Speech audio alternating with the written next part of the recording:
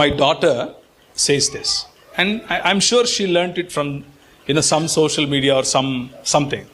She says, నేను నా phone చూపించి హౌ ఇస్ మై ఫోన్ అని అంటే, నీదన్నీ నావే, నావన్నీ కూడా నావే అంటది.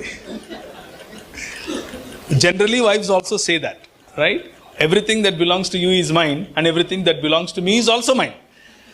That is what women these days are saying. I don't know how correct it is. In my own family, మా సొంత ఫ్యామిలీలోనే ఒక ఎగ్జాంపుల్ ఉంది. That girl, we got married, this boy got married to that girl. ఆ అమ్మాయి సంపాదిస్తుంది, ఈ అబ్బాయి సంపాదిస్తాడు. ఈ అబ్బాయి సంపాదించేదంతా కూడా రెంట్కు, ఫుడ్కు, దానికి దీనికి అన్నిటికీ ఖర్చు పెట్టేసిన తర్వాత ఆ అమ్మాయి దగ్గరికి వెళ్ళి అడుక్కోవాలి వీడు.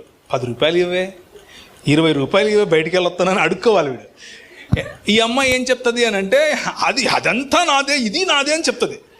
దీని మీద నీకు హక్కు లేదు అని చెప్తుంది. ఎందుకు అని అంటే, ఇది నేను సంపాదించాను అని అంటుంది. మరి అది నేను సంపాదించాను కదా, అది మన కోసం సంపాదించావు అని చెప్తుంది.